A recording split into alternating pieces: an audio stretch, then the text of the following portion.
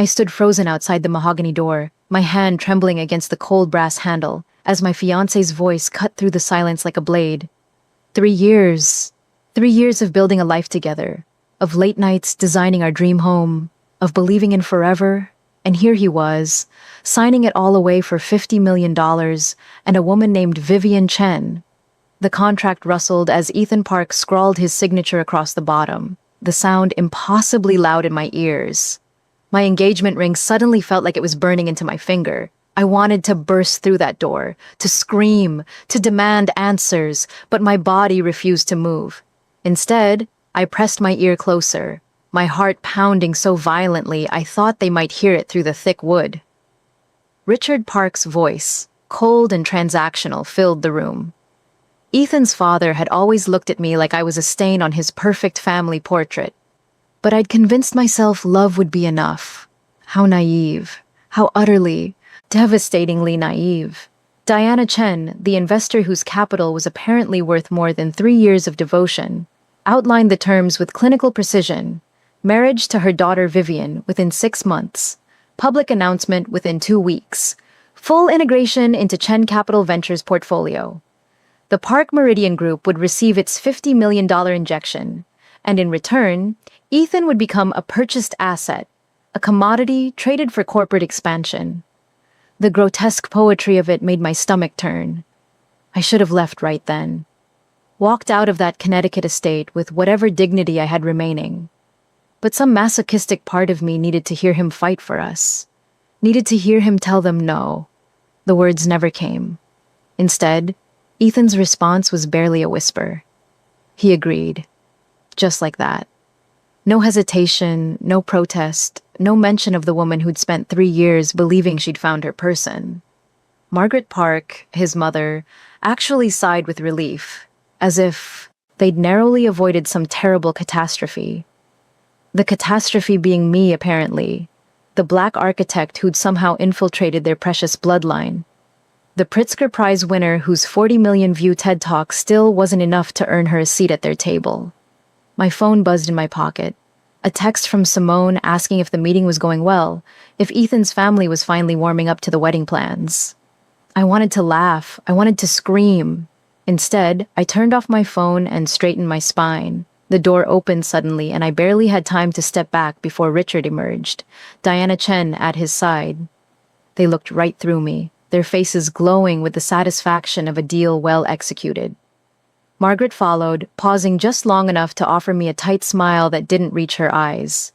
And then Ethan, my Ethan, walked out looking like a man who'd just signed away his soul and was trying to convince himself it was the right price.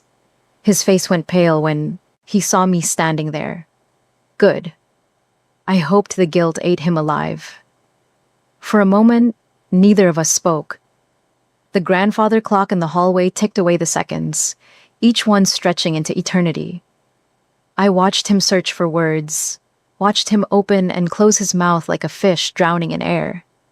There was nothing he could say that would fix this, and somewhere deep in his coward's heart, he knew it.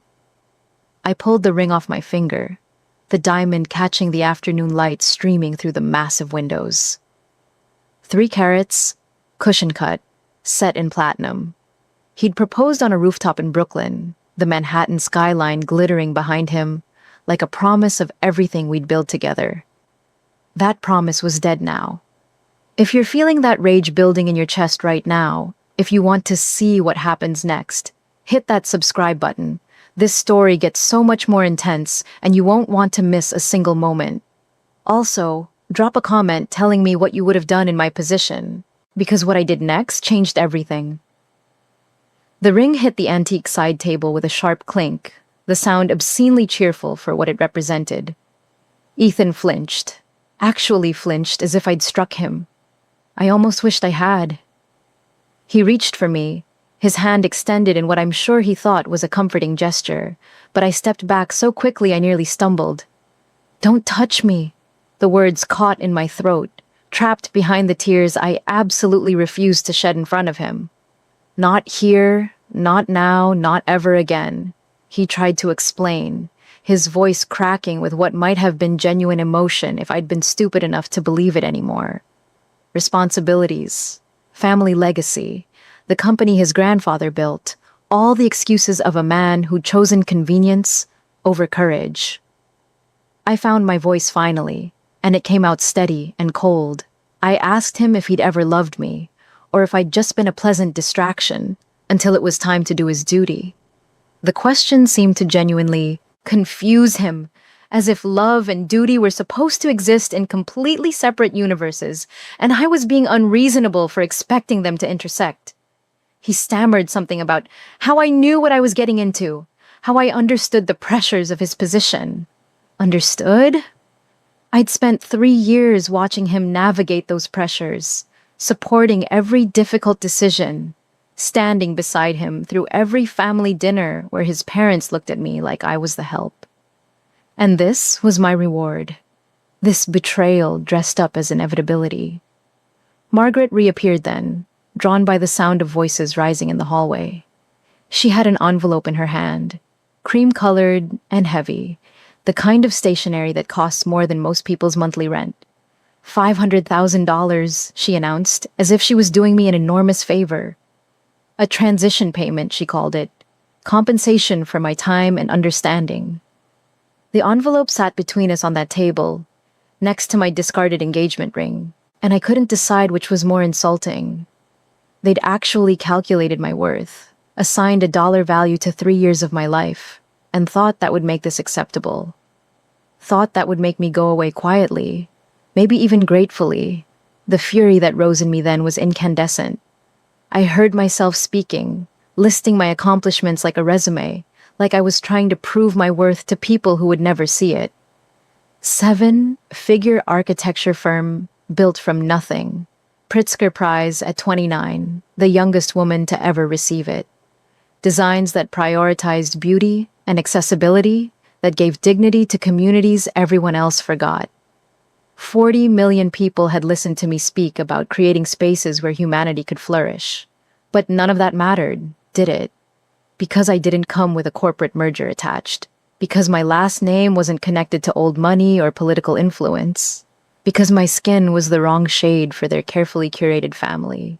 Albums. I left the envelope on the table. Let them choke on their guilt money. I left the ring too. That symbol of promises that meant nothing when tested against balance sheets and board meetings. Ethan called my name as I walked toward the grand entrance, his voice desperate now, finally showing some emotion. Too little, too late, I thought. Always too little, too late with him. The door was heavy, oak and iron, and the weight of 3 generations of Park family history. Pushing it open felt like moving a mountain. The June air hit my face, warm and thick with the smell of cut grass and old money. My car was parked in the circular driveway, looking distinctly out of place among the luxury vehicles that cost more than my first apartment. I made it to the driver's seat before the tears came. Not pretty crying, not delicate sniffles that could be dabbed away with a tissue. No, this was ugly, gasping, world-ending sobbing, the kind of crying that came from somewhere deeper than heartbreak, from the place where you keep all the times you tried to be enough and failed. My hands gripped the steering wheel so hard my knuckles went white. I'd known, hadn't I? On some level, I'd always known this was coming. You don't date someone like Ethan Park without understanding that people like me don't get fairy tale endings with people like him.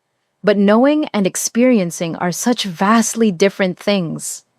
My phone buzzed again. Simone, worried now because I hadn't responded. I couldn't call her back yet. Couldn't form the words to explain that my entire future had just been sold to the highest bidder. Instead, I started the car and drove. No destination in mind, just away. Away from that estate and its manicured lawns and its family of moral bankrupts. The Connecticut roads blurred past, tree-lined and affluent, each house more massive than the last. I ended up at my office in Dumbo, the converted warehouse space I'd poured my heart into designing. Sterling and Associates, the bronze letters proclaimed on the exposed brick wall. My name, my vision, my proof that I didn't need the Park family or their approval.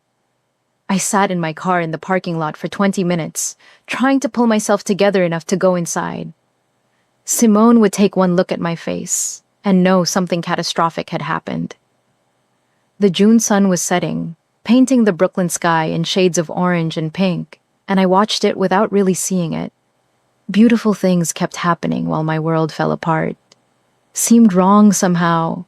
The universe should have the decency to stop being pretty when everything turned to ashes. A black Mercedes pulled into the lot, sleek and expensive and completely out of place in this neighborhood.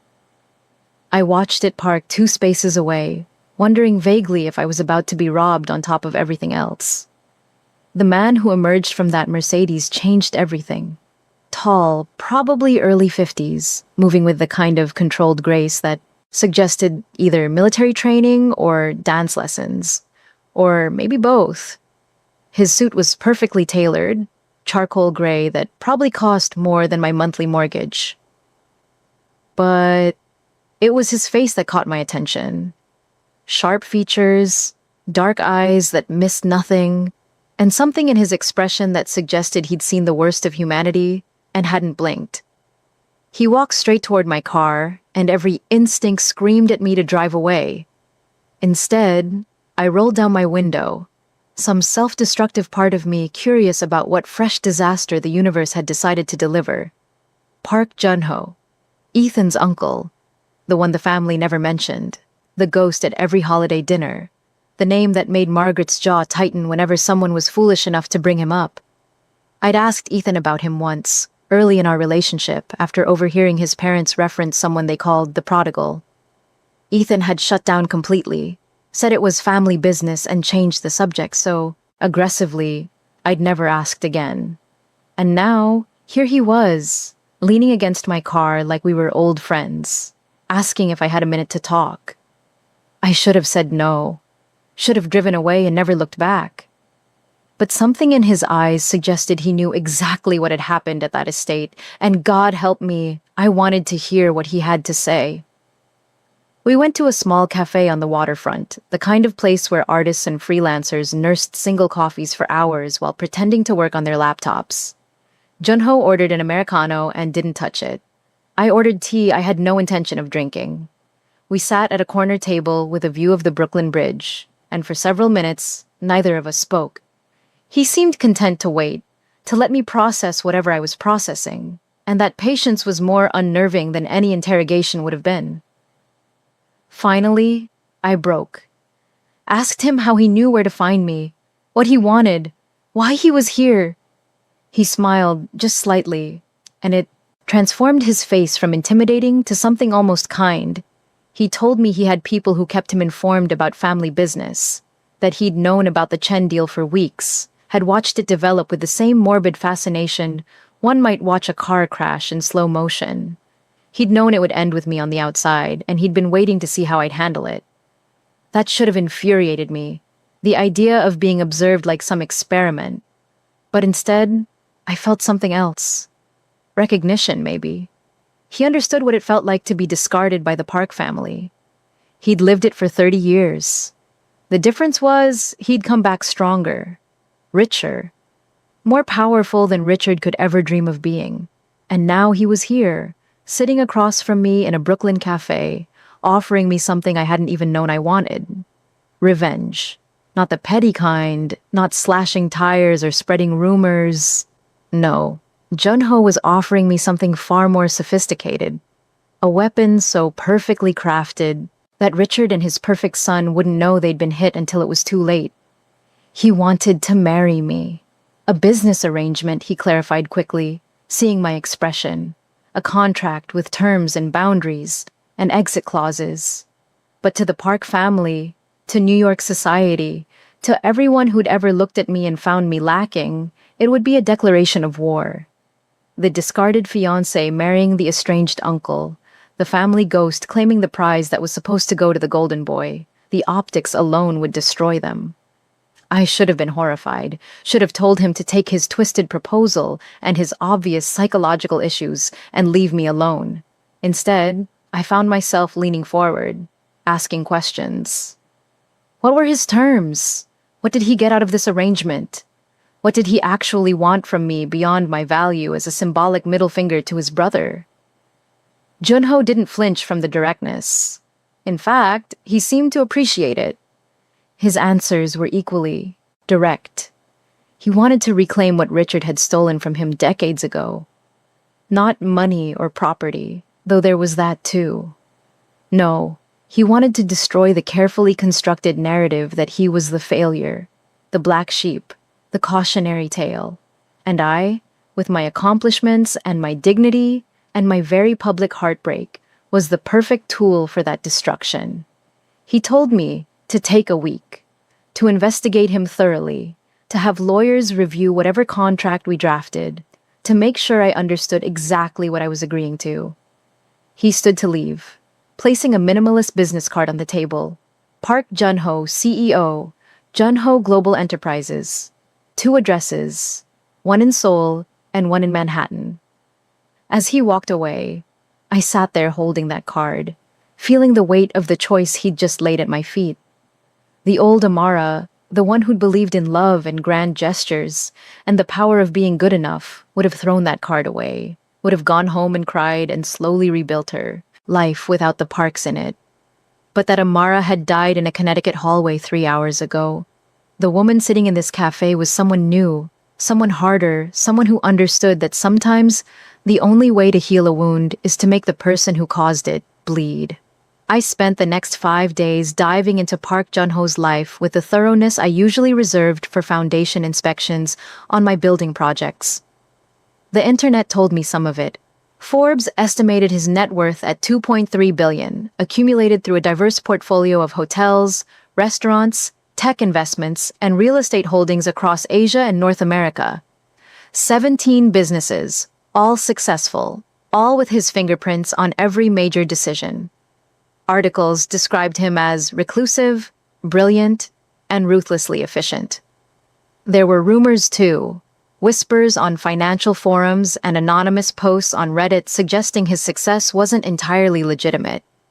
Organized crime connections, money laundering, the kind of speculation that follows any Asian billionaire who builds an empire too quickly. I hired a private investigator, a woman Simone had used during her divorce last year. $2,000 bought me a comprehensive background check and a manila envelope full of information that painted a much more complex picture. Park Junho had left the United States 30 years ago, under circumstances that varied depending on who was telling the story. The official family line, according to Margaret's sister, who apparently loved to gossip, was that he'd failed in business and fled to Korea in shame. But the PI's report told a different story. Junho's wife, Soo Jin, had died in a car accident 15 years ago. The insurance payout, $3 million, had mysteriously ended up in Richard Park's business account 6 months later, used as seed capital for what would become Park Meridian Group. Legal documents showed Junho had tried to fight it. Lawsuits filed and dismissed, appeals rejected, a paper trail of failure as Richard's superior legal team and political connections crushed every attempt at justice. So Junho had left, gone to Seoul with nothing but his grief and his rage, and somehow, impossibly, built an empire from scratch. The PI's report included financial statements that made my head spin. The man was liquid in ways that made the Park family's wealth look like pocket change. But what struck me most was a handwritten note at the bottom of the last page. Subject: maintains no known criminal record. All business dealings appear legitimate. However, several associates have suspected organized crime connections. Proceed with extreme caution. Extreme caution. Right. Because nothing about this situation screamed caution to begin with. I showed Simone the report over wine in my apartment, watching her face cycle through shock, concern, and something that looked suspiciously like excitement. She asked me the obvious questions. Was I seriously considering this? Did I understand what I'd be getting into? What if Junho was dangerous? What if this was all some elaborate scheme to hurt the Parks, and I was just collateral damage? Valid questions. All of them. Questions I'd been asking myself for 5 days straight. But underneath all the rational concerns was something else. something I was almost ashamed to admit. I wanted this. Wanted to see the look on Richard's face when he realized his discarded son's girlfriend had become his brother's wife. Wanted Ethan to understand that he hadn't broken me, hadn't reduced me to some tragic figure. On the sixth day, I called the number on Junho's card. He answered on the second ring, his voice steady and unsurprised, as if he'd been waiting for this call specifically. We arranged to meet for dinner at Youngsik, a Korean fine dining restaurant in Tribeca that apparently required reservations months in advance. Junho had a private dining room reserved. Of course he did. I spent an hour picking out my outfit, settling on a navy suit that Simone said made me look like I could buy and sell small countries. Armor, I thought, as I checked my reflection one final time. I was going into battle, and I needed to look the part. The restaurant was elegant in that understated way that screamed money. No prices on the menu, servers who moved like dancers, every detail calibrated for maximum sophistication. Junho was already there when I arrived, standing when I entered the private room in a gesture that would have seemed old-fashioned if it hadn't been so natural. He looked different than he had at the cafe. More relaxed, maybe. Or perhaps I was just seeing him more clearly now that I'd decided to take him seriously. We exchanged pleasantries, ordered food I barely tasted, and then he got down to business. No preamble, no small talk, just the cold, hard facts of what he was proposing. The marriage would be legal and binding, but structured more like a corporate merger than a romantic union. Separate living spaces in his Tribeca loft. No expectations of intimacy unless both parties wanted it. Full transparency about his business dealings, including the parts that operated in legal gray areas. He owned hotels and restaurants.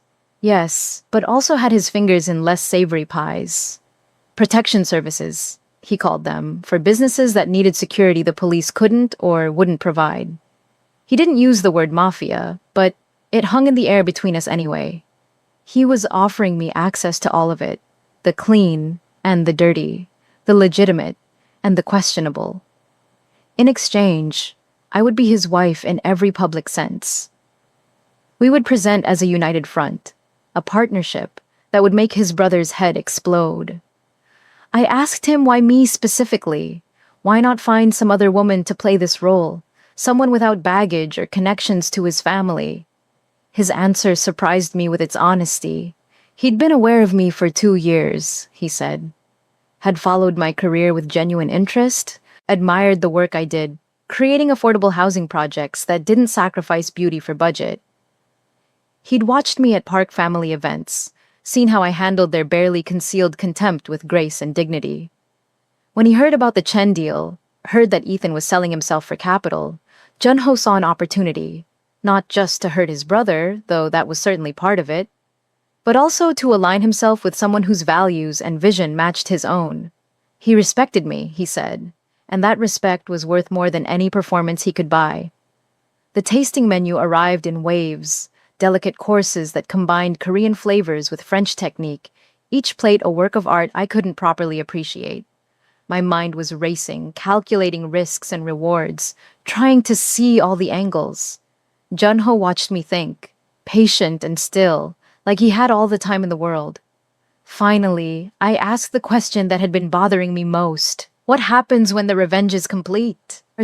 When Richard and Ethan have suffered appropriately, and we've both gotten what we wanted from this arrangement, do we just divorce and go our separate ways?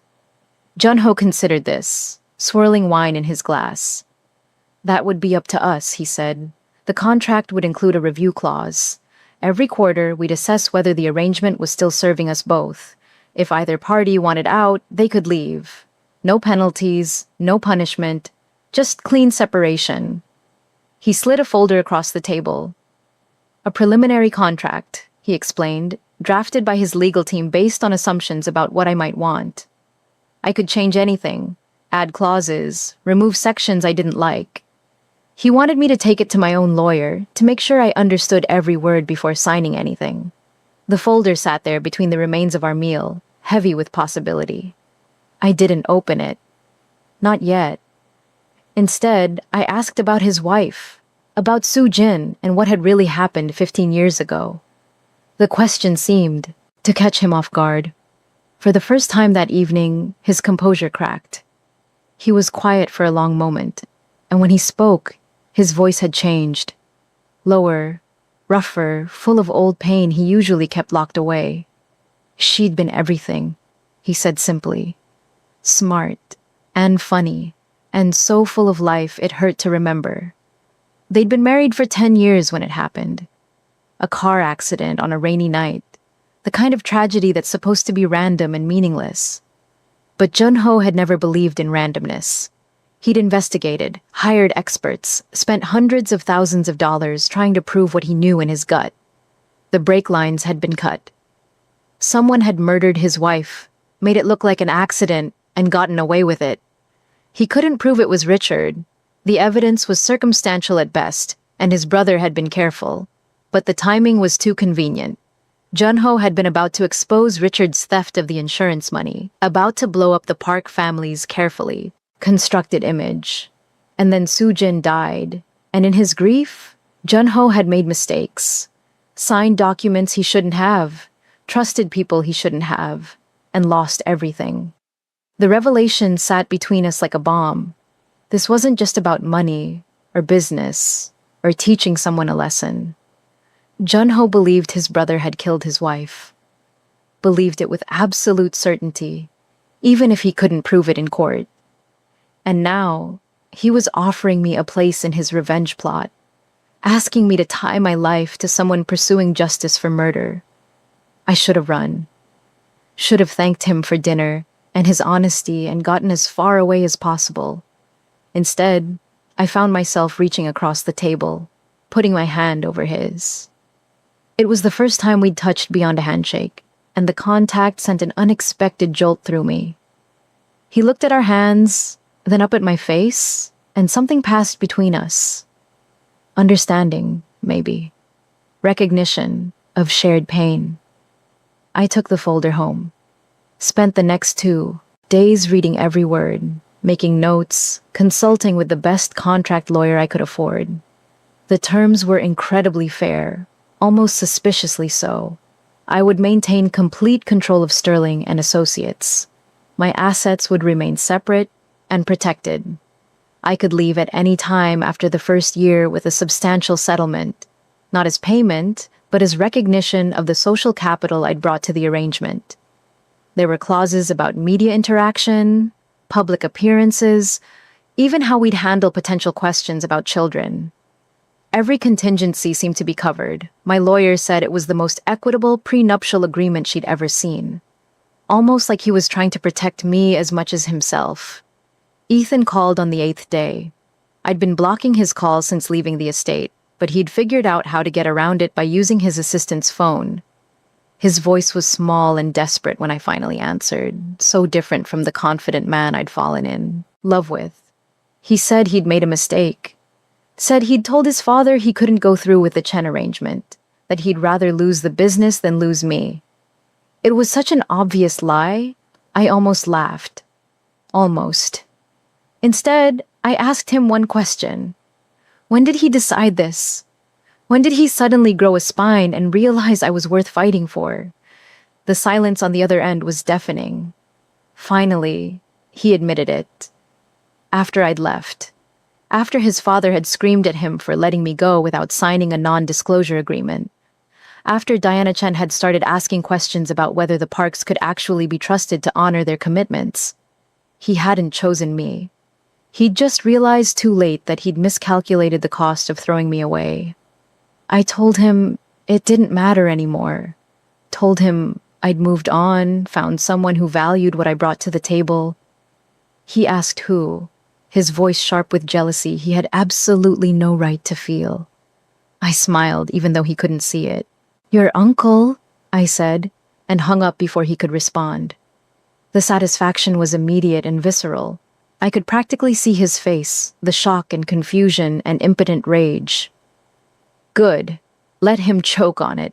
If you're still watching, drop a like on this video. Trust me, you want to see where this goes next. And comment below, telling me if you think I'm making the right choice. Because what happens after this is absolutely wild. I called Junho that afternoon. told him I'd reviewed the contract and wanted to add a few clauses of my own. He agreed to meet at my office the next day. When he arrived, I was ready. I'd marked up the contract in red ink, my additions and modifications clearly noted. He read through them carefully, his expression unreadable. My changes weren't dramatic. I wanted quarterly reviews like he'd suggested, but I also wanted clear definitions of what our public relationship would look like. How much affection we'd be expected to show, what events we'd attend, together, how we'd present ourselves as a couple. I wanted it spelled out explicitly that this was a partnership of equals, that my career and my firm would never be secondary to his business interests. And I wanted one thing he hadn't included in the original contract. Honesty. Complete and total honesty between us. About everything. His business dealings, his plans for revenge, his feelings if they changed, mine if they evolved. No secrets, no lies, no protection through omission. If this was going to work, even as a strategic alliance, it needed to be built on truth. Junho looked up from the contract, something like respect in his eyes. He agreed to every change without negotiation, said he'd have his lawyers draw up the revised version, and we could sign within the week. Then, he asked me a question I hadn't expected. What did I actually want from this arrangement, beyond hurting the Parks? What was my endgame? The question forced me to articulate something I'd been avoiding. I wanted to prove that I didn't need their approval, or their name, or their acceptance to be successful. Wanted to show that their rejection hadn't diminished me, had maybe even elevated me. But more than that, I wanted to build something meaningful. My firm was successful, but I had bigger dreams. Projects that would reshape how people thought about affordable housing, about community spaces, about who deserved beauty in their lives, the kind of projects that required capital and connections and credibility I didn't have yet. Junho's resources could make those dreams possible. He listened without interrupting, and when I finished, he nodded slowly. He could help with that, he said. In fact, he'd been looking for exactly that kind of investment opportunity. 3 days later, we signed the revised contract in his lawyer's office. It felt surreal, putting my signature on a document that would legally bind me to a man I'd known for less than 2 weeks. But it also felt right in a way I couldn't fully explain. This wasn't about love or passion or any of the fairy tale nonsense I'd believed in with Ethan. This was about two people with complementary goals forming an alliance that benefited them both. Clean, rational, strategic. We scheduled the actual wedding for the following Monday. City Hall, no guests except for the witnesses required by law. I invited Simone. Junho invited Hayes, his head of security. That was it. No flowers, no music, no pretense that this was anything other than what it was. Ethan tried one more time to change my mind. He showed up at my apartment on Sunday night, the day before the wedding, drunk and desperate. Simone was there. Thank God. So I wasn't alone when I opened the door to find him swaying in the hallway.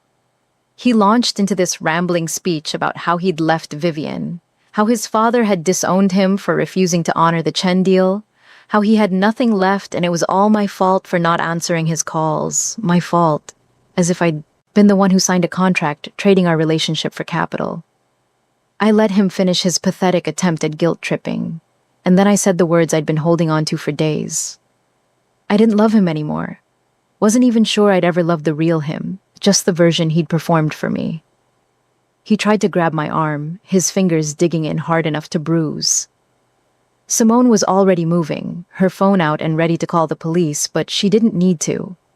Hayes appeared from the stairwell like a shadow materializing into solid form. I hadn't even known he was there, but apparently Junho had assigned him to watch my apartment after Ethan's first attempted contact. Hayes moved with terrifying efficiency, separating Ethan from me and putting himself between us in one smooth motion. He didn't say much, didn't need to, just informed Ethan that Mrs. Park, and yes, he used my married name even though the wedding hadn't happened yet, was unavailable for conversation. Suggested strongly that Ethan leave and not return. The threat in his voice was subtle, but unmistakable. Ethan left. I watched him stumble down the hallway, this man I'd once imagined growing old with, and felt nothing. No residual love, no pity, not even satisfaction at his downfall, just emptiness where he used to live in my heart. Hayes waited until Ethan was gone, then turned to me with something almost like concern in his eyes. Asked if I was all right, if I needed anything. I told him I was fine, and realized I meant it. The old Amara would have been shaken by that confrontation, would have spent the night second-guessing herself. This new version just felt tired. Tired of Ethan's drama, tired of the Park family's toxicity, tired of being treated like my worth was up for negotiation. The wedding was anticlimactic. City Hall in Manhattan, a clerk who looked bored, vows that felt more like contract recitation than promises. Junho wore a charcoal suit that probably cost more than my car. I wore cream, because white felt too presumptuous for what this was. When the clerk told us we could kiss, there was a moment of awkward hesitation. We hadn't discussed this part, hadn't practiced or planned. The kiss was supposed to be perfunctory, just a quick peck to satisfy the legal requirement. But when Junho's lips met mine, something unexpected happened. Heat. Actual. Genuine. Electricity crackling heat that made my breath catch. We pulled apart quickly, both slightly startled, and I saw my own surprise reflected in his eyes. That hadn't been part of the plan. Hayes took a photo on his phone of us signing the marriage certificate. We looked good together, I had to admit. Powerful. United. Like we could take on the world and win. Maybe we could. The clerk handed us our official marriage certificate, and just like that, I was Amara Park. The name felt foreign in my mouth, like trying on someone else's identity. But I'd chosen it, claimed it deliberately. Let the Park family choke on the irony. Junho drove us to his Tribeca loft in silence, both of us processing what we'd just done. The enormity of it was starting to sink in. I'd married a man I barely knew for revenge, tied my life to someone who operated in moral gray areas and had enemies I probably couldn't imagine. Smart? Probably not. Necessary? Absolutely. The loft was stunning. Of course it was. Floor-to-ceiling windows overlooking the Hudson, exposed brick and steel beams, furniture that managed to be both minimalist and comfortable. Junho gave me a tour, showing me my wing of the space. Bedroom, bathroom, office, all designed with impeccable taste and zero personal touches. He'd left it blank deliberately, he explained, so I could make it mine, decorate however I wanted, fill it with whatever made me comfortable. The gesture was unexpectedly thoughtful. He showed me his wing too, maintaining the transparency we'd agreed on. His space was more lived in, with books in Korean and English, photographs of people I assumed were family or friends, a guitar in the corner that surprised me. We met back in the shared kitchen, suddenly awkward with each other now that we were actually living together. Junho suggested dinner, said he cooked Korean food well and would I be interested? I was, mostly because the alternative was sitting alone in my new bedroom wondering what the hell I'd just done with my life. He moved around the kitchen with easy confidence, pulling out ingredients and explaining each dish as he prepared it. Kimchi jjigae, a spicy stew that filled the loft with mouth-watering smells. Banchan, small side dishes that he'd apparently made earlier in the week in anticipation of this moment. He'd been planning for me, I realized. Planning for us. The attention to detail was both comforting and slightly unnerving. We ate at the kitchen island, the kind of domestic scene that would have looked completely normal to any outside observer. Except we were strangers, legally bound together, eating dinner in a home we now shared. Junho asked about my projects, the affordable housing development in the Bronx I'd been designing before my life imploded. I found myself talking more than I'd expected, explaining my vision for spaces that brought dignity and beauty to underserved communities. He listened like my words actually mattered, asking intelligent questions, offering insights from his real estate experience. It was the first real conversation we'd had that wasn't about contracts or revenge, and I was surprised by how much I enjoyed it. He told me about his wife, about Sujin and how she'd believed he could build something meaningful, how she'd pushed him to think bigger than just making money. He'd built Junho Global to honor her memory, he said. Every hotel, every restaurant, every successful project was proof that her faith in him hadn't been misplaced.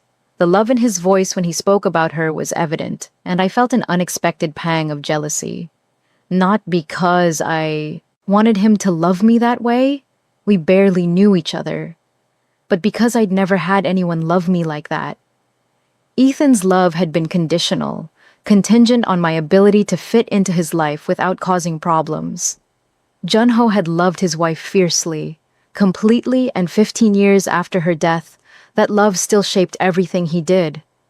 I asked him about the darker side of his business, the protection services, the gray market operations, the things his lawyers hadn't put in writing. He didn't flinch from the question.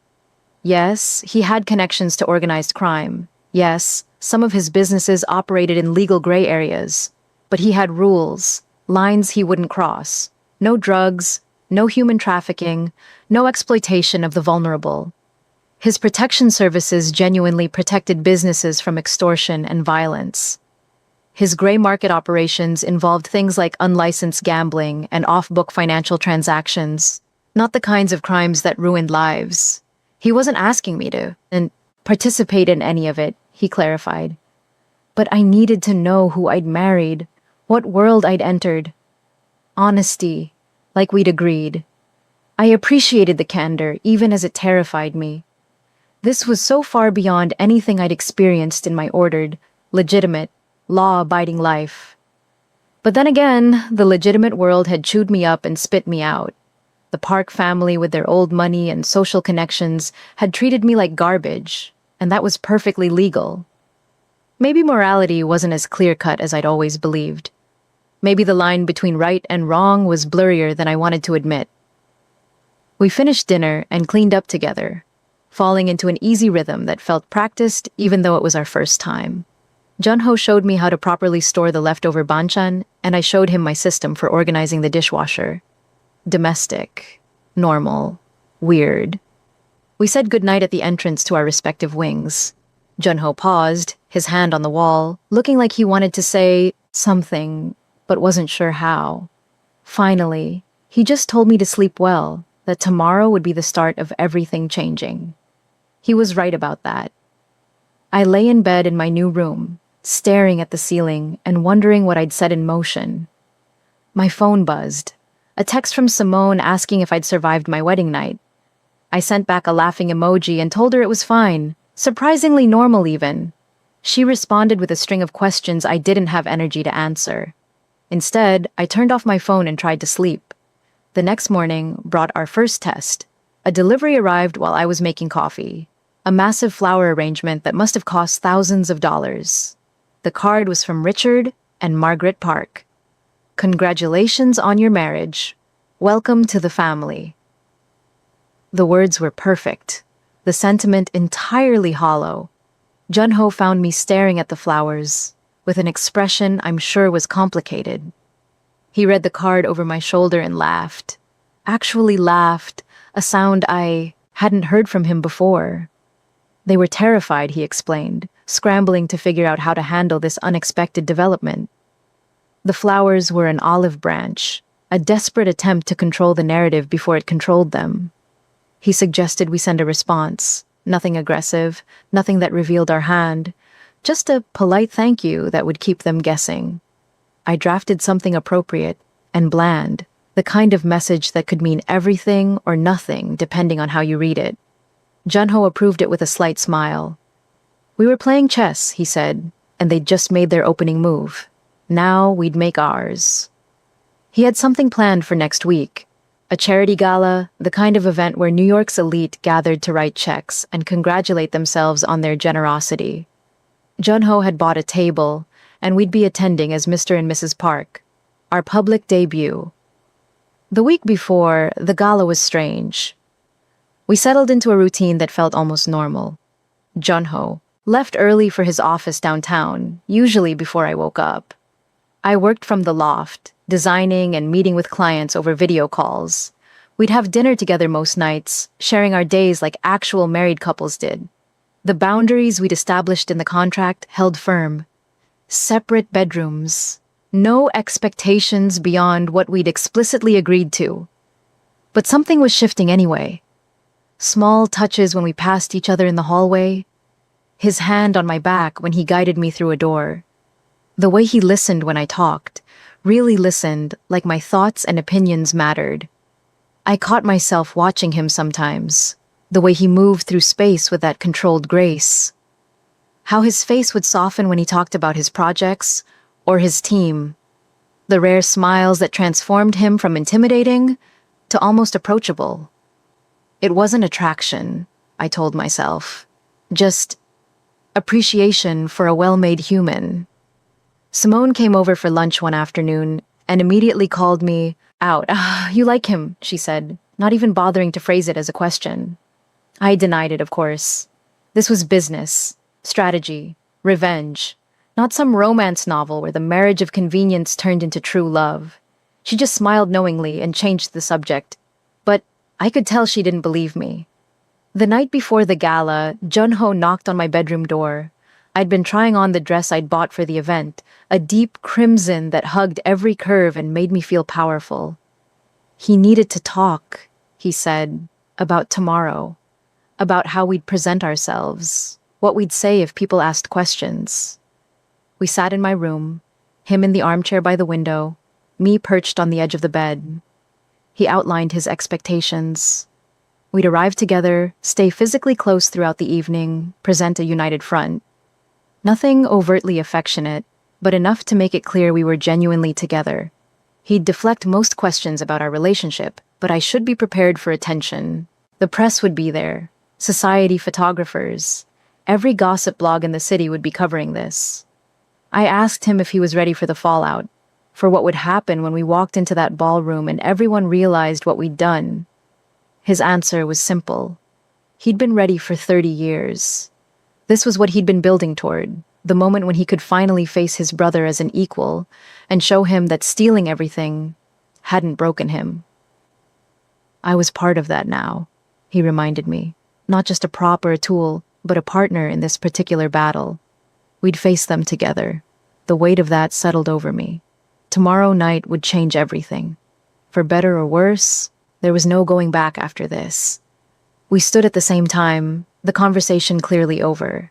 But instead of leaving, Junho hesitated, stepped closer, close enough that I could smell his cologne, something subtle and expensive. He reached out slowly, giving me time to pull away if I wanted to, and took my hand. His thumb brushed across my knuckles. "Thank you," he said quietly, "for agreeing to this, for being brave enough to stand beside me." I squeezed his hand back, surprised by how natural it felt. We stood there for a moment, just holding hands, and something passed between us. Not love, not yet, but the potential for it. The recognition that this strategic alliance might become something neither of us had planned for. The gala was held at the Metropolitan Museum of Art, because of course it was. New York society did love its expensive venues and cultural pretension. Junho had arranged for a car service, a sleek black SUV with Hayes driving and another security person I didn't know in the passenger seat. I felt ridiculous climbing into the vehicle in my formal gown and heels, like I was playing dress-up in someone else's life. Junho looked devastating in his tuxedo, the kind of effortlessly elegant that came from having money for so long you forgot other people had to try. He helped me into the car, his hand warm and steady on mine, and I realized this was it. The moment everything became real and public and irreversible. The museum steps were crowded with arriving guests and photographers. I could see the flashes going off, hear the murmur of voices as people recognized various celebrities and power players. Our car pulled up, and Hayes opened Junho's door first. He stepped out, and I watched through the tinted window as every camera immediately swung toward him. Park Junho, the mysterious billionaire who'd been in self-imposed exile for decades, was back. And then he turned, extending his hand to help me out, and the murmurs turned to shocked silence. For one perfect moment, you could hear the collective intake of breath as New York society realized what they were seeing. I took his hand and stepped out of the car. The cameras went absolutely insane. Flashes everywhere, blinding and disorienting. Junho's hand tightened on mine, steadying me, and we started up, the museum steps together. Questions being shouted. Miss Sterling, when did this happen? Mr. Park, how long have you been seeing your nephew's ex-fiancé? Is this a relationship or a business arrangement? Junho ignored them all, his face set in an expression of pleasant neutrality that gave away nothing. I tried to copy that energy, keeping my head high and my expression calm even as my heart hammered in my chest. We'd known this would be intense, hadn't quite prepared for it feeling like warfare. Richard and Margaret were inside, of course, holding court near the champagne fountain, surrounded by sycophants and social climbers. I watched Richard's face as he spotted us across the ballroom. The color drained so fast, I thought he might actually faint. Margaret grabbed his arm, her knuckles white with the force of her grip. Ethan was there too, with Vivian Chen plastered to his side, both of them looking miserable in that particular way rich people did when forced to honor contracts. They regretted. His eyes found mine across the room, and I watched him realize what I'd done. Who I'd married. The absolute nuclear bomb I'd detonated in the middle of his family. Junho guided me toward them with the inevitability of a Greek tragedy. We couldn't avoid this confrontation even if we wanted to. And honestly, I didn't want to. This was the moment I'd been waiting for. The chance to stand in front of the Parks, in front of everyone who'd watched them discard me, and show them exactly how big a mistake they'd made. We stopped a few feet away, close enough to speak without shouting, but far enough to maintain the social fiction that this was all very civilized. Junho greeted his brother with cutting politeness. Richard, it's been a long time. You're looking well. Prosperous, even. I wonder where that prosperity came from. The implication wasn't subtle. Everyone within earshot knew the Park family history, or at least the sanitized version. Richard's face flushed and ugly, red. He tried to maintain composure, greeting me with forced warmth. Amara, what a surprise. We had no idea you and Junho were acquainted. Junho's arm tightened around my waist, a possessive gesture that was entirely for show, but felt surprisingly good anyway. We're more than acquainted, brother. We're married. I watched the word land like a physical blow. Margaret actually gasped. Ethan looked like he might be sick. Even Vivian, who had no stake in this family drama, seemed shocked. Richard tried to recover, stammering something about congratulations and family unity, but his eyes told the real story. Panic. Fury. The helpless rage of a man who'd built an empire on stolen foundations and just realized the ground was crumbling beneath him. Junho smiled, the kind of smile that didn't reach his eyes. He made it clear without saying so explicitly that he was back in New York permanently, that Junho Global would be competing for every contract, every opportunity, every scrap of business that Park Meridian Group needed to survive. May the best company win, he said pleasantly. We both know which one that'll be. Before Richard could respond, Junho led me away, toward the bar and away from the wreckage of that conversation. I could feel eyes on us from every corner of the ballroom. The gossip was already spreading, whispered conversations, and pointed looks.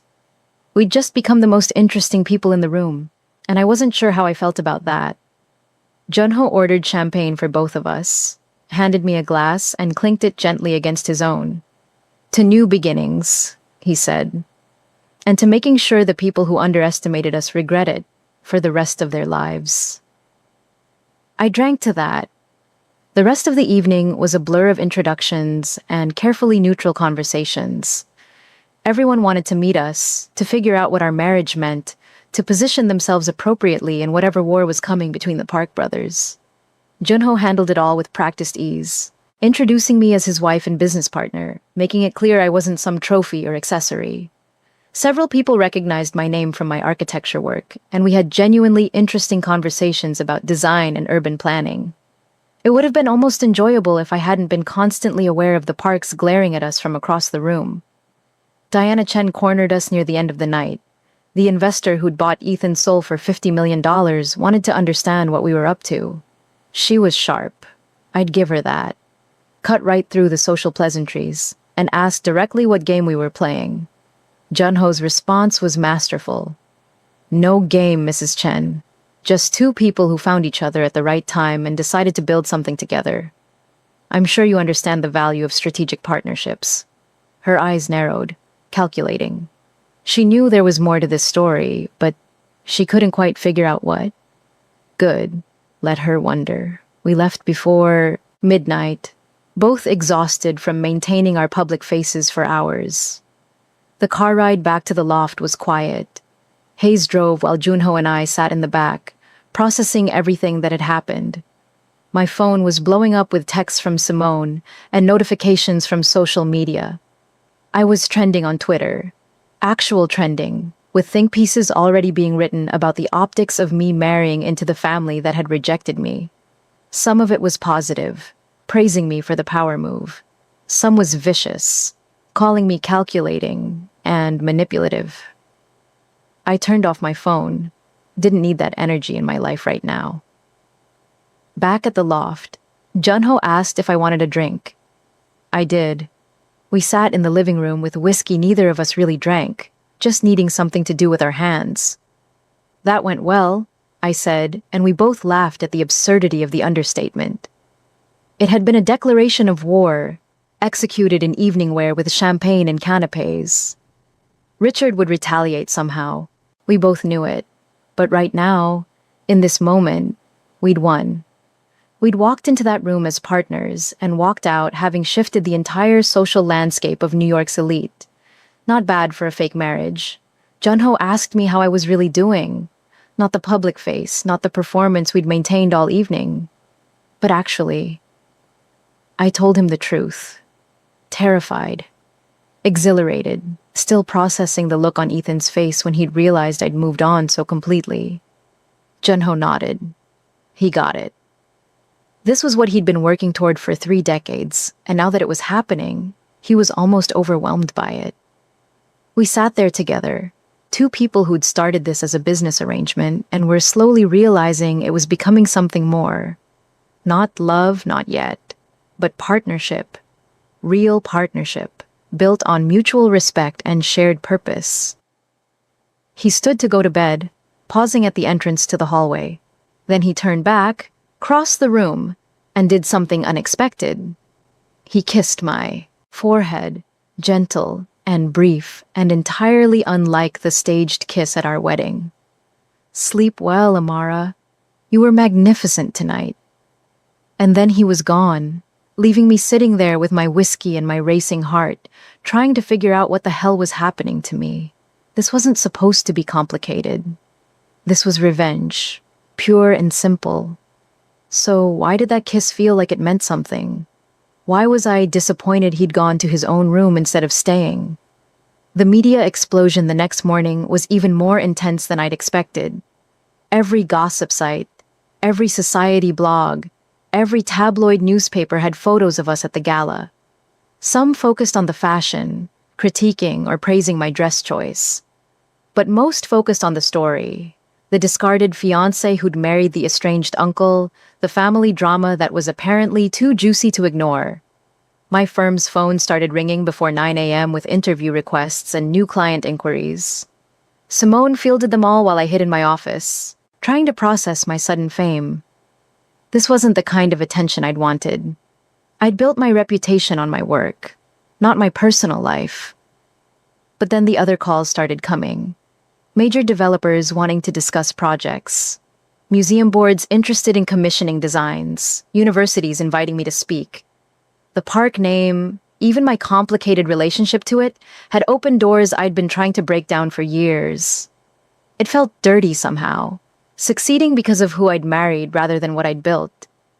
Junho found me spiraling in my office that afternoon, staring at my laptop screen without really seeing it. He sat down across from me and waited for me to talk. When I finally explained my guilt about the attention, about feeling like I'd sold out my principles for social access, he surprised me by disagreeing. You've been trying to get these people to notice your work for years, he said. You've won awards, given talks, built a firm with an impeccable reputation. But they didn't care because you weren't connected to the right families, or schools, or social circles. Now you are. Through me, you didn't change your work. You didn't compromise your vision. You just changed the context in which they see you. That's not selling out. That's playing the game smart. His words made sense, even if they didn't completely erase my discomfort. He reminded me that I could still turn down any project that didn't align with my values. The attention gave me options, not obligations. We spent the next few weeks settling into a new normal. I took meetings for projects I'd only dreamed about before. A mixed-use development in Queens that would combine affordable housing with retail space. A community center in Harlem that prioritized green space and accessibility. A museum expansion that wanted to honor the neighborhood's history while creating something new. Every project felt meaningful, felt like I was actually making the difference I'd always wanted to make. And yes, the park name helped open those doors. But it was my designs, my vision, my skill that kept them open. Junho's business was expanding too. With his return to New York, Junho Global was suddenly everywhere. Hotels being renovated, restaurants opening, real estate developments breaking ground. He hired aggressively, building a team that could handle the increased volume. And true to his word, he went after Park Meridian contracts with ruthless efficiency. Every project Richard's company bid on, Junho Global bid lower and better. Every client relationship Richard tried to leverage, Junho leveraged harder. It was fascinating and slightly terrifying to watch him work. This was what 30 years of planning looked like when finally unleashed. Our relationship continued to evolve in ways neither of us talked about directly. Dinners together became the highlight of my day. We'd talk about our projects, our frustrations, our victories.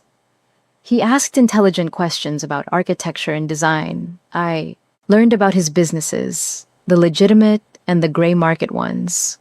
We started watching movies together, arguing about plot holes and character motivations like old friends. He taught me basic Korean phrases, laughing at my pronunciation, but patient with my mistakes. I introduced him to jazz clubs in the village, places where we could sit in dark corners and just listen without being recognized. And the touches increased. His hand on the small of my back became routine. I'd rest my head on his shoulder during movies without thinking about it. We'd cook together, moving around the kitchen with practiced coordination, occasionally bumping into each other and laughing about it.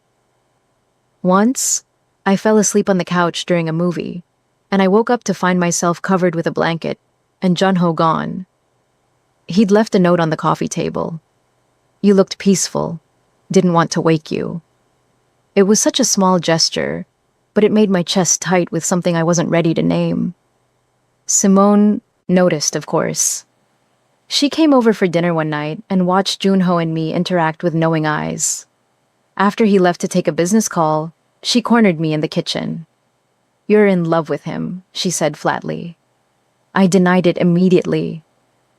This was fake, remember? A business arrangement. We'd signed a contract, had exit clauses and quarterly reviews. How could I be in love with someone when our entire relationship was built on strategy and revenge? She just raised an eyebrow. The contract might be fake, she said, but what's happening between you two is real. Scary real. And if I didn't figure out how to deal with it, I was going to get hurt.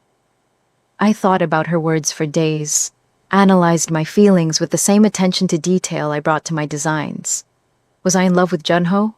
I enjoyed his company, respected his intelligence, admired his dedication to honoring his late wife's memory. I felt safe with him, protected in ways I'd never felt with Ethan. The physical attraction was undeniable, had been since that first unexpected kiss at our wedding. But love? That felt too big, too complicated, too dangerous for what we'd built. Love required vulnerability and trust, and all those things I'd locked away after Ethan's betrayal. Love would mean this stopped being safe and controlled and became something that could actually hurt me. 3 months into our marriage, something changed. Junho came home late one night, later than usual, and there was blood on his shirt collar. Not a lot, just enough to be visible against the white fabric. I was in the kitchen making tea when he walked in, and I froze when I saw it. He noticed my expression and looked down at himself, seeming genuinely surprised by the blood. "A business matter," he said carefully. "Nothing to worry about." But I was worried. This was the part of his world I'd known existed, but hadn't had to confront directly. The violence, the danger, the reality that some of his business dealings ended in blood. He saw my fear and sat down across from me at the kitchen island, told me exactly what had happened. Richard had sent people to one of Junho's hotels, trying to intimidate his staff and create problems. The situation had gotten physical. No one was seriously hurt, Junho assured me, but he'd made it clear that targeting his people would have consequences. He'd gotten the blood on him while helping his security team escort the troublemakers out. It wasn't his blood, and nobody had died. But yes, it had been violent. Yes, this was the reality of the world he operated in. And if I couldn't handle that, he'd understand. Remember the exit clause in our contract? I could leave any time. I should have been horrified. Should have packed my bags right then and activated that exit clause. Instead, I found myself asking if he was okay. If he was hurt anywhere, I couldn't see. If the people who worked for him were safe. He looked surprised by my concern, but something in his face softened. Everyone was fine, he assured me. He'd made sure of it. I stood up, walked around the island, and before I could second-guess myself, I reached up and unbuttoned his shirt. Not sexually, though there was definitely tension in the air. I needed to see for myself that he wasn't hurt. Needed to confirm that the blood belonged to someone else. His chest was unmarked except for old scars I'd never seen before. I traced one with my fingertip without thinking, and heard his sharp intake of breath. "What happened here?" I asked, and he told me about a knife fight in Seoul 20 years ago when he was first building his empire. That one about a car accident, that one from a business deal gone wrong. His body was a map of violence survived, of battles fought and won. I should have been repulsed. Instead, I felt something else entirely. This man had built himself from nothing, had survived things that would have destroyed weaker people, and he was standing in our kitchen letting me see all of it. If you're still here, you're invested in this story. Make sure you've subscribed so you don't miss how this ends, because what happens next is going to blow your mind. Drop a comment telling me if you think Amara should stay or use that exit clause, because the choice she makes changes everything. I looked up and found him watching me with an intensity that made my breath catch. "Junho," I started, not sure what I was going to say, but he cut me off. "If this is too much," he said again, "if seeing this side of my life is too much, I'll understand. You can leave. The contract gives you that right." I realized he was giving me an out, offering me escape before things got more complicated than they already were. And I realized something else. I didn't want out. Didn't want to leave this strange life we'd built together. Wanted to stay and see where this went, danger and violence and all. So I told him the truth. I wasn't going anywhere. We'd started this together, and I'd see it through. Whatever happened with Richard, whatever revenge Junho needed to extract, I was in it. Partners, like we'd agreed. He searched my face like he was looking for doubt or fear. Whatever he saw there seemed to satisfy him. He reached up, cupped my face in his hands, and kissed me. Not the chaste kiss from our wedding, or the gentle forehead kiss from before. This was real, deep, full of months of tension finally released. I kissed him back, my hands fisting in his bloody shirt, and everything else fell away. We didn't sleep together that night. Both pulled back before things went that far, needing to think about what this meant for our arrangement. The contract had clauses about intimacy, made it optional and mutual. This definitely qualified as mutual. But it also changed everything. Took us from strategic alliance to something messier and more real. We stood there in the kitchen, breathing hard, trying to figure out what happened next. Junho spoke first. I don't want to complicate this, he said. Don't want to risk what we've built by adding expectations or emotions we can't handle. But I can't pretend I don't want you. Can't pretend this is still just business. I appreciated his honesty. Told him I felt the same. Wanted him but was terrified of what that meant. We were supposed to be temporary, a marriage with an expiration date built into the contract. If we added feelings into this, if we let it become real, we'd be risking actual heartbreak. Not the superficial pain of Ethan's betrayal, but something deeper, something that could break me in ways I might not recover from. Junho understood, suggested we take it slow, see how things develop naturally. No pressure, no expectations, just honesty, like we'd agreed from the beginning. Taking it slow lasted exactly 3 days. 3 days of charged glances and accidental touches and tension so thick you could cut it with a knife. On the 4th day, I knocked on his bedroom door at 2 in the morning because I couldn't sleep and couldn't stop thinking about him. He opened the door shirtless, hair mussed from sleep, and I didn't even get a full sentence out before he was kissing me again. We stumbled backward into his room, all that careful control finally snapping. This time, we didn't stop. Didn't pull back. Just fell into each other like people who'd been holding back way too long. Afterward, lying in his bed with the city lights streaming through the windows, Junho told me something I hadn't expected. He was already in love with me. Had been for weeks, maybe longer. Hadn't said anything because it wasn't part of our agreement, because he didn't want to pressure me into feelings I didn't share. But he couldn't keep pretending anymore. The contract had been a convenient excuse to bring me into his life, but somewhere along the way, it had stopped being about revenge and started being about us. About wanting to build a life with me that wasn't strategic or planned or designed to hurt anyone else. Just real. I should have been scared. Should have reminded him about the exit clauses and the quarterly reviews and all the careful boundaries we'd established. Instead, I heard myself telling him I loved him too. Terrifyingly, completely, inconveniently in love with a man I'd married for revenge. We laughed about it, the absurdity of our situation. 2 people who'd started as strangers with complementary revenge plots, who'd carefully negotiated a business arrangement, and who'd somehow ended up here.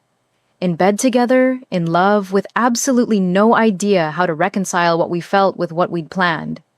The next morning brought clarity. We couldn't keep operating under the old contract. Couldn't pretend this was still just business when we both knew it was so much more. Junho suggested we draft a new agreement. Not a contract this time, but a real commitment.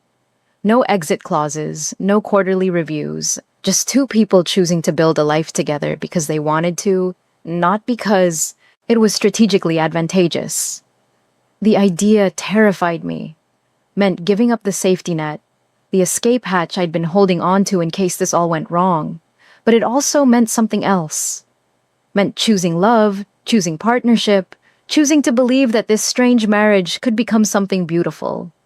We spent that day talking through what we wanted our marriage to actually be. Not the performance we put on for the world or the revenge plot we'd executed so well. But the real thing, the private life we'd built in this loft while everyone else was watching the show. Junho wanted kids eventually. That surprised me. He'd lost so much already, I'd assumed he'd be too afraid to risk that kind of vulnerability again. But he said Soo-jin had wanted children, and carrying on that dream felt like honoring her memory. I'd never seriously thought about kids with Ethan. Could picture it with Junho, though. Could imagine this loft filled with noise and chaos and love. Before we could get too lost in planning our future, reality intruded. My phone rang with an unfamiliar number. I almost didn't answer, but something made me pick up. It was a journalist from a major newspaper asking if I'd like to comment on some information they'd received about Park Meridian Group, specifically about the company's financial situation. I told them I had no comment and hung up, but the damage was done. I knew immediately what was happening. Someone had leaked information about Richard's company being deeply in debt. The empire he'd built on stolen money was about to be exposed as hollow. Junho's phone rang seconds later. his lawyer calling to warn him that the story was about to break. Financial records showing Park Meridian Group was tens of millions in debt, evidence of creative accounting and shell companies designed to hide the truth. It was about to be all over the news, and Junho needed to be prepared for the fallout. He thanked his lawyer and hung up, looking at me with an expression I couldn't quite read. This was what he'd been working toward. Richard's empire collapsing, his lies exposed, justice finally served. But now that it was happening, Junho looked more tired than triumphant. The story hit that afternoon. Major newspapers, financial blogs, every media outlet that covered business news. Park Meridian Group, once considered a pillar of New York real estate, was revealed to be a house of cards, $80 million in debt, loans that couldn't be repaid, contracts signed with no ability to fulfill them. The Chen Capital deal, that $50 million investment Ethan had sold himself for, was now clearly a desperate Hail Mary that hadn't saved anything. Diana Chen was quoted in several articles, expressing shock at having been misled about the company's financial health. She was pulling out of the deal, taking Vivian with her. Ethan was left with nothing. My phone rang constantly, reporters wanting comments, colleagues expressing shock, former Park family friends suddenly remembering they'd always liked me. I ignored most of it. Simone came over to help me field the important calls and delete the garbage. She found me in my office, staring at my laptop screen, reading article after article about the park's downfall. "You did this," she said gently. "You and Junho. This was what you wanted, right?" I nodded, but the victory felt hollow somehow. Richard had stolen from Junho, had probably killed Soo-jin, had treated countless people like garbage, including me. He deserved this exposure, this destruction of his carefully constructed image. So why did I feel sad instead of satisfied? Junho found me there an hour later. He sat down next to me, took my hand, and we just sat in silence for a while. Finally, he spoke. "Revenge doesn't feel the way you think it will," he said. "I've spent 30 years imagining this moment, dreaming about the day Richard's empire would crumble and he'd understand what he'd taken from me. Now, it's happening, and I just feel tired, empty, like I've been carrying this weight for so long I don't know who I am without it." I squeezed his hand, told him he was more than his revenge, that he'd built an incredible life and business, and he'd done it with integrity, something Richard had never managed. That Soo-jin would be proud of him, not for destroying his brother, but for becoming someone worth knowing. He looked at me then. With so much love, I felt it in my chest, like a physical thing. "You're right," he said. "Somewhere along the way, this stopped being about Richard and started being about us, about building something better than what they had, about proving that you don't need to steal or cheat or destroy other people to create something meaningful. We did that. Together." He was right. We had built something. A real partnership, a genuine relationship, a life that wasn't defined by what we were against, but by what we were for. The revenge had brought us together, but it wasn't what kept us here. Ethan called that evening. I'd blocked his number months ago, but he'd gotten creative again, calling from someone else's phone. I debated hanging up immediately, but decided to hear him out. This would be the last time, I promised myself. His voice was broken when I answered, desperate in a way that would have torn my heart out 6 months ago. He apologized for everything, the betrayal, the contract, choosing his family over me, said he'd lost everything now. His father wouldn't speak to him. The company was collapsing. Vivian was gone. He had nothing and no one, and it was all his fault. He understood that now. Understood what he'd thrown away when he'd signed that contract. I let him finish his pathetic speech. Then I told him the truth as gently as I could. It didn't matter anymore. Whatever we'd had was dead, killed by his choices and his cowardice. I didn't hate him. Didn't even pity him, really. Just felt nothing where he used to live in my heart. I'd moved on, built a new life with someone who valued me, and I was happy, genuinely, surprisingly happy. I wished him well, hoped he learned something from this disaster he'd created. But we were done. Permanently, irrevocably done. I hung up before he could respond and blocked the new number. That chapter was finally completely closed. Junho had overheard the conversation. He asked if I was okay, if I needed anything. I told him I was better than okay. Told him that conversation had given me closure I hadn't realized I needed. Ethan had been this ghost haunting our marriage, the ex I'd supposedly married Junho to spite. But he wasn't the reason anymore. Hadn't been for months. I'd stayed because I wanted to be here, because I loved the life we'd built, because I loved Junho. The revenge was complete, the Park family destroyed. We could walk away now with our heads high, mission accomplished. Or we could do something else. We could build. Actually build the way I'd always dreamed of. Junho had resources and connections and a willingness to invest in projects that mattered. I had vision and skill and a desperate need to prove that architecture could change lives. Together, we could do something meaningful, something that wasn't about tearing others down, but about lifting communities up. The Park Foundation, we decided to call it, named after our shared last name, but representing a different kind of legacy.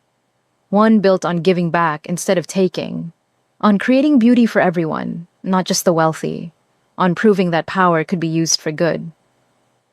The next few weeks were a whirlwind. We established the foundation, hired staff, started identifying projects, a community center in the Bronx that would provide after-school programs and job training, affordable housing in Brooklyn that didn't sacrifice design quality for cost, a scholarship program for architecture students from underrepresented communities. Every project felt purposeful, felt like we were building toward something bigger than ourselves. The press loved it.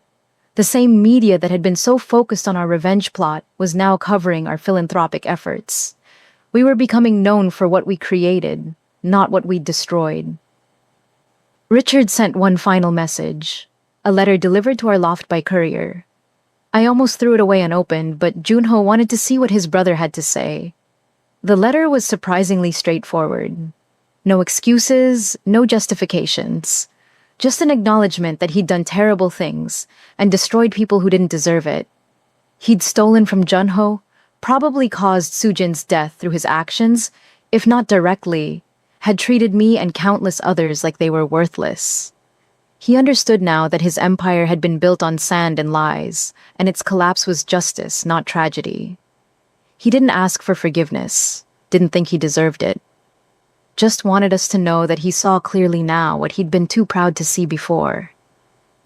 Junho read the letter, twice, then set it aside. "It doesn't change anything," he said. "Doesn't bring Sujin back or erase 30 years of theft and cruelty. But maybe it means he learned something. Maybe his collapse will make him a better person eventually." I wasn't sure I believed that. People like Richard didn't usually change fundamentally, but I appreciated that Junho was willing to consider the possibility. He'd gotten his revenge, exposed his brother's lies, reclaimed his family legacy. He could afford to be generous now. We decided to keep the letter but not respond. Some things didn't need replies. 6 months after our wedding, we held a gala for the Park Foundation, a genuinely charitable event, not the social posturing of New York elite, but an actual fundraiser for our projects. We invited everyone, community leaders, local politicians, families from the neighborhoods we were working in.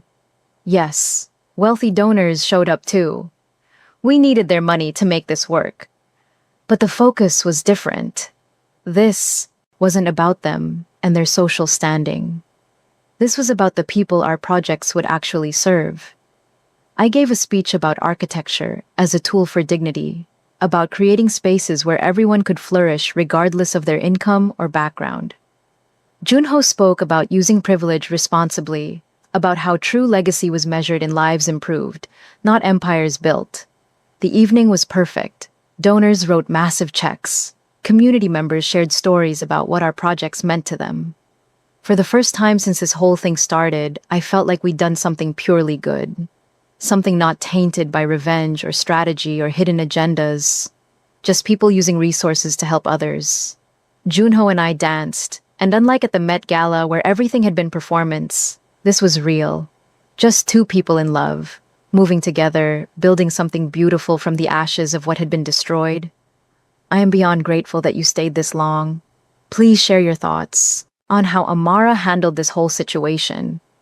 Like this video and comment below, because your engagement helps these stories reach more people.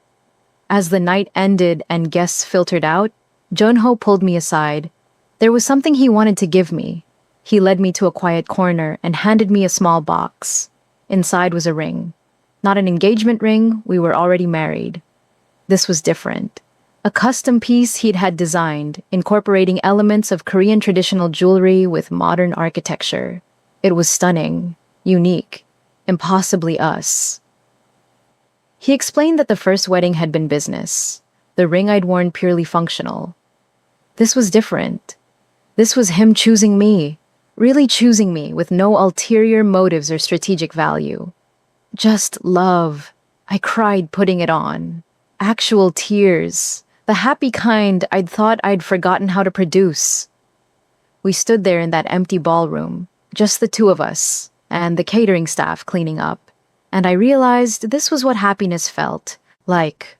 Not the shallow satisfaction of revenge, or the hollow victory of bringing someone down, but the deep, sustaining joy of building something meaningful with someone you loved. We'd started this as strangers with a contract.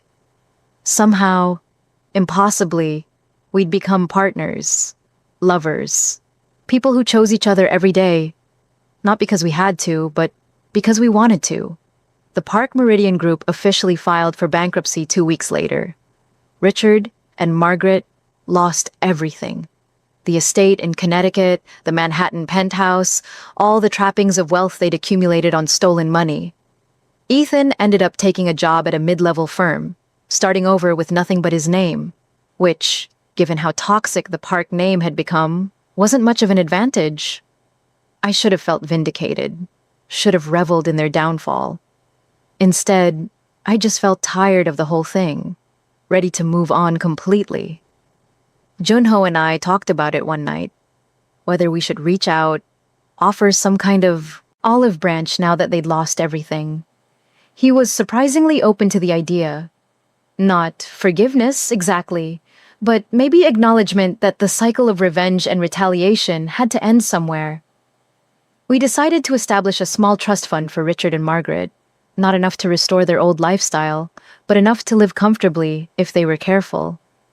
A gesture that said we'd won, they'd lost, and now we could all move on. They never acknowledged the gift, never thanked us or reached out. We didn't expect them to. It was about us, about being able to close this chapter with clean hands. Simone asked me once if I regretted it. Regretted marrying Junho for revenge, regretted the vindictive path I'd taken instead of just walking away and building my own life. My answer surprised her. No regrets at all. Yes, the initial motivation had been revenge, but that revenge had led me here, to a marriage that was real and loving and everything I'd thought I'd never have. To work that mattered, projects that changed lives, a legacy I could be proud of. Sometimes, the messy path is the right one, even if it doesn't look that way at the start. Sometimes, you have to burn everything down before you can build something better. A year after our wedding, Junho and I renewed our vows. Not because we needed to, our marriage was solid and legal and real, but because we wanted to. Wanted to have the wedding we'd never had, the celebration of love instead of strategy. We invited everyone who mattered. Simone stood up as my maid of honor. Hayes, who'd become a genuine friend, stood with Junho. We wrote our own vows, speaking honestly about the unusual path that had brought us together and the genuine love that kept us here. When Junho promised to love me, not because I was useful, but because I was me, I thought my heart would burst. When I promised him that I'd stay, not because of a contract, but because I chose him every day, I meant every word. Our life settled into something beautiful and ordinary. Morning coffee together before work. Evenings spent cooking dinner and talking about our days. Weekends exploring the city, or staying in and doing nothing. We bought a house in Brooklyn, something with a yard where we could eventually raise the children we both wanted. The Tribeca loft became my office, a space where I could design and create without the distractions of home. Junho Global continued expanding, but with purpose now. Every business decision filtered through the question of whether it aligned with our values, whether it contributed to the world we wanted to build. The architecture projects I dreamed about came to fruition. The Bronx Community Center opened to massive community support. The Brooklyn housing development won awards for innovative, affordable design. I was invited to speak at universities and conferences, not as Park Junho's wife, but as Amara Park, Pritzker Prize-winning architect making a real difference. The name that had once been a burden became something I wore with pride, not because it connected me to old money or social standing, but because it represented partnership. Two people building something beautiful together. Looking back, I can see how strange our story is, how unlikely that a revenge plot could turn into genuine love, that a strategic marriage could become the real thing. But that's exactly what happened. Junho and I took the worst moments of our lives, our deepest wounds and angriest impulses, and somehow transformed them into something worth having. We proved that you can start from a place of pain and still end up somewhere beautiful. That revenge, executed with integrity, can clear the ground for something better. That love can grow even in the most unlikely soil. Richard died 2 years after his empire collapsed. Heart attack, the same way my father had gone. Margaret moved to Florida to live with her sister. We never saw them again. Ethan sent a wedding invitation once, marrying some woman we'd never met. We didn't go but sent a gift. There was no animosity left, just indifference. They'd become irrelevant to our lives, footnotes in a story that had moved far beyond them. The Park family drama that had once consumed everything was just background noise now. We had better things to focus on. Junho kept Sujin's photograph on his desk. I'd asked him once if it bothered him, keeping his first wife so present in our home. He'd looked surprised by the question. "She made me who I am," he said. "Without her, and the love she gave me, I wouldn't have been capable of loving you. Honoring her memory doesn't diminish what we have. It enriches it."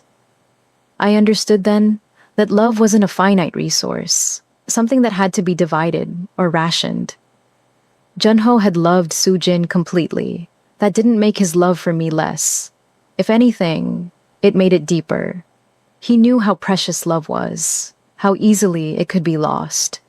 He didn't take what we had for granted. We're building an empire, but not the kind Richard built on theft and exploitation. Ours is built on vision and purpose, and the belief that business can be a force for good. Junho Global has become known as much for its ethical practices as its success.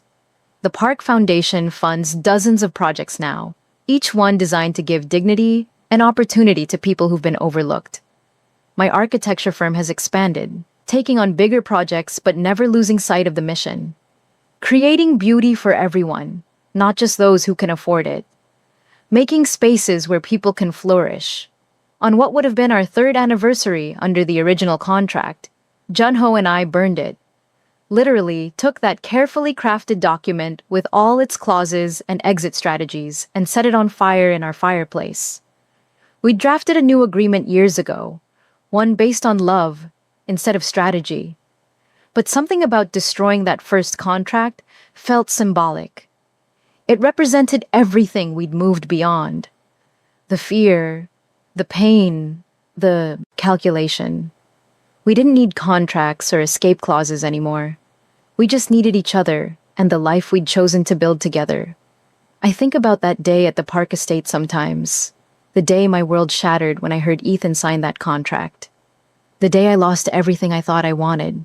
It was the worst day of my life and somehow the beginning of the best thing that ever happened to me. If Ethan hadn't betrayed me, if the Parks hadn't been so cruel, I never would have been desperate enough to accept Junho's proposition. Never would have married him.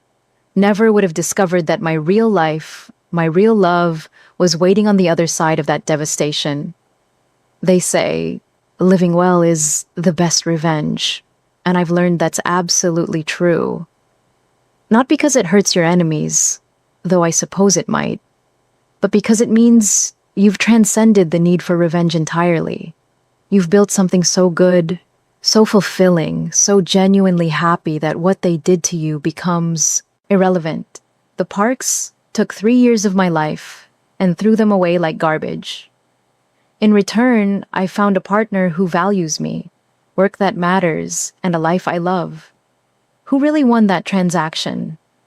Some nights, Junho and I sit on our Brooklyn porch watching the sunset over the city, and he'll tell me stories about Sujin, about their dreams and plans, about the life they'd hoped to build before it was stolen. I listen and hold his hand and feel grateful. Grateful that he survived that loss. Grateful that he channeled his grief into building something meaningful. Grateful that his path led to mine, that two broken people found each other and slowly, carefully made each other whole. This isn't the life either of us planned. It's so much better. So, yes, I married my ex-fiancé's uncle for revenge. I entered into a calculated business arrangement designed to destroy a family that had wronged us both. It was petty and vindictive and probably psychologically questionable. And it was the best decision I ever made. Not because the revenge was sweet, though it was, but because it led me here. To love, to purpose, to a life worth living, to proving that sometimes the messiest beginnings lead to the most beautiful endings. If you made it all the way to the end of this story, thank you. I mean that, genuinely. Thank you for staying with me through every twist and turn. Please make sure you're subscribed to this channel so you don't miss future stories. Hit that like button if this resonated with you. And most importantly, leave a comment telling me your thoughts. Have you ever taken an unconventional path to happiness?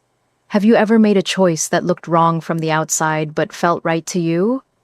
I want to hear your stories, because maybe, just maybe, we're all building something beautiful from our broken pieces.